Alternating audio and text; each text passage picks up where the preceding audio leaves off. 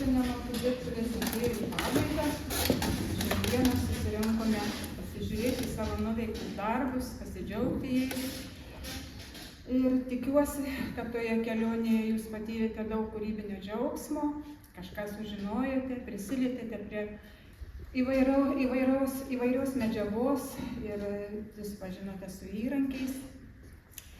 Ir manau, kad tai, ką jūs čia gavote, žinias įgytas, praktinės, teorinės, mes turėjome ir paskaitėlės Sigitos Milvydienės apie tautinį kostiumą, tokia labai, sakyčiau, kad prasminga ir reikalinga.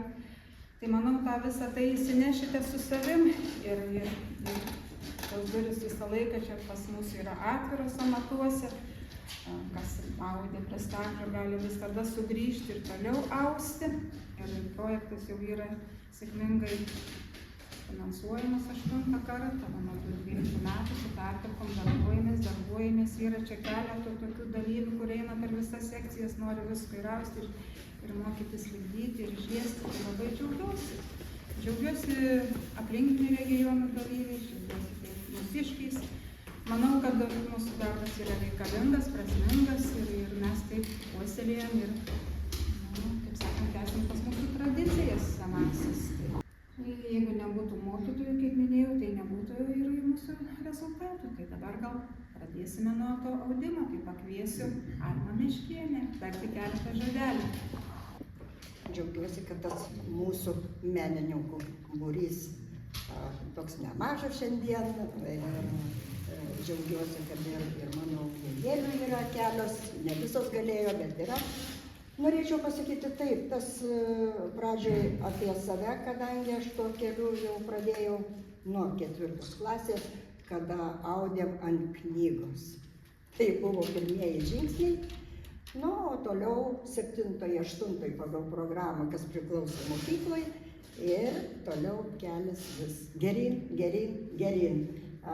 Daugiausia indėlio tai įdėjo mūsų Loreta, čia mokiaus, važinėjau į kursus ir jinai davė man daugiausiai žinių, kurių jau norėjau gauti tobulėjant, kad būtų daugiau tų žinių. Nes bedarant, bedirbant juos, pasakykime, susiduriu su tokiais smulkiais visokiais niuansais. Mūsų menininkus liaudės kalboj visus vadina priplaukusiais. Reiškia, mes kitokie. Mes kuriam, mes džiaugiamės tai, ką padarėm, ką kitas padarė ir tuo dalinamės su visais kitais. Taigi, audėjėlės pas mane jau 2 yra 2 metus, o kitos šiais metais. Labai džiaugiuosi rezultatu, begaliniai džiaugiuosi, nes yra į ką pažiūrėti. Raštai gan sudėtingi, bet pavyko įveikti. O vieną turiu audėjėlę, kuri šiandien neatvažiavo, bet jinai lenkia mane. Reiškia, gera mokytoja, jeigu mokinys pralenkia mane. Džiaugiuosi tuo.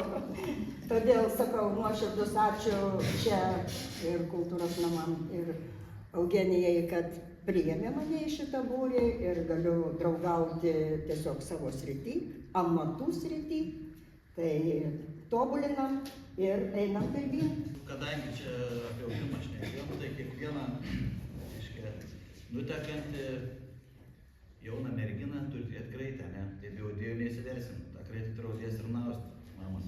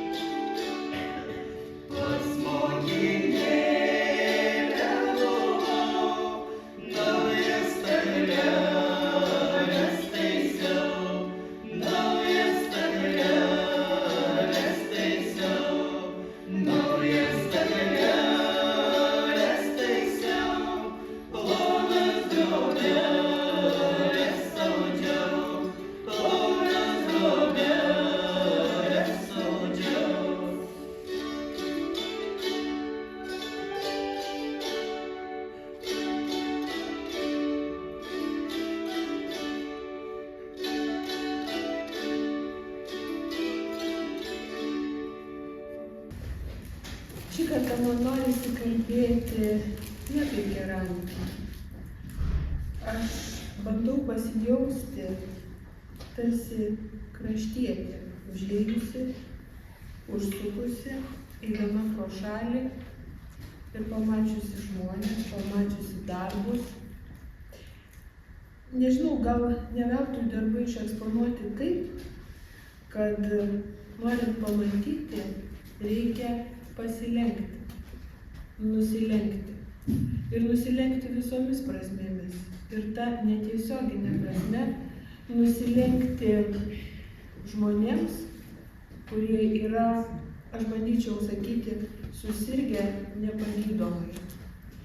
Nes ateina jau ne vienerius metus ir bet kuris darbas, tiek audimas, tiek akmuo, tiek molis, jis reikalauja atidumo, reikalauja atsidavimo. Viena vertus tai suteikia džiaugsmą, bet kita vertus, aš kažkaip visada žinodavau apie keramikus, bet dabar galvoju, kad akmens meistrai ir audėjos, jeigu mes pažiūrėsim į pasaulio dailininkų meno kūrinius, į fotografijas, menininkas rodomas dažnai būna su vyno taure rankoje. Ar nors kada nors matė keramiką su vyno taure? Akmentašio, akmenskardžio, akmens meistro arba audėjos nesu jokiam paveiksle mačius vaizduojamo su vyno taure. Ką tai reiškia? Tai, turbūt tai yra, pirmiausia, tai yra darbas, paskui tai yra amatas ir tik tada, kai tu tą išmoksti, atsiranda sparnai. Tada mes skrendam. Tada mes žaidžiam, improvizuojam ir man pabuvus šalia šitų žmonių atsiranda, kaip pasakyti, tai tarsi maistas širdžiai, kai aš matau, kai žmonės dirba ir patys užsimiršę šypsosi. Tas darbas vyksta su šypsena. Aš nežinau, kaip akmens, nemačiau, ar jie šypsos kai kalą ar ne. Bet aš dabar žiūriu į gintarą. Kažkada, kai jis buvo vaikas, mes su juo lipdėm molį abudu. Dabar jis už mane stipriai didesnis. Ir dabar jis jau rodo darbą, kuris padarytas iš akmens. Ir aš suprantu, kad šitos ligos, kada tu prisilieti prie kūrybos džiaugsmo, prie savo ištakų, prie savo šaknų, jos yra neišgydomos. Ir tegu jos būna neišgydomos. Turbūt mes nei vienas, nei aš, nei jūs, niekas nenorite išgyti nuo tokios ligos. Tai tiesiog kalbėdama kaip kraštietė ėjusi pro šalį, aš noriu pasidžiaugti tai žmonėmis, kurie šalia manęs, kuriuos sutikau, kuriuos likimas leido pažinti. Ačiū Kelmės kultūros centrui, ačiū Eugenijai už mūsų kultūros paveldo puoselėjimą. Žinote, kiekvieną ketvirtadienį atvažiuodavau čia toksai biški subėjus su visko, su iniciatyva, o šiandien važiavau biški toksai kaip atsargiai kažkaip tai galvojau, kad paskutinis ketvirtadienis, nebematysiu savo mielų mokinių, kaip jeigu galima tai pasakyti, pirmokų, trečiokų ir ketvirtokų, nebepamatysiu jų žvilgsnių, nes kaip ateina, atsisėda už staklio ir pradeda liesti, ten pat klauso patarimų ar ką, ir su žmogu jau biški kažkaip tai jau įgauni kontaktą, jau žinai, kaip su juo elgtis, matai, ar jis biški aštresnių pojūčių, ar kaip nors yra, tai žodžiu, ir kada teko apdirbinėti darbelius, jų degimo ir viską, tai kai paėmė darbelį, prisimenu tą žmogų, prisimenu jo akis, tai yra labai miela mums mokytojams. Na ir šiandien kažkodėl neišgirdau nė vienos tokios reklamacijos savo mokinių, ar aš čia tą galutinį tašką gerai sudėjau, ar negerai, gal jie įsivaizdavo biškį kitaip, projektai buvo labai malonus, labai miela, kad tiek žmonių ateina, kad domisi, kad, žodžiu, nepamiršta senų amatų ir mums, tiem biški tokiem tarpiniam perdavėjam, yra labai malonu. Tai ačiū visiems, su šventėmis artėjančiams, sveikatos ir gerų kūrybinių idėjų. Sekės kaip, pas mane tiek daug, kol kas dar nėra mokinių kaip keramikos, bet vieną dalyką pastebėjau, kad jų vis tiek daugėja. Ir ne tik tai tie, kurie jau ne pirmas į kitą, bet dabar naujų ateina, iš Šiaulių atvažiavo, iš Šilalės ir nežinau, reikės pradėti tos mokinius mokinti, taip, kad jie galėtų man padėti, pagelbėti. Nes visą laiką meistras turi pamesti. Taip, reikia pamesti, nes jeigu taip toliau daugės tų mokinių, tai aš nebespėsiu. Pagalbininkai būtų žiūrėti.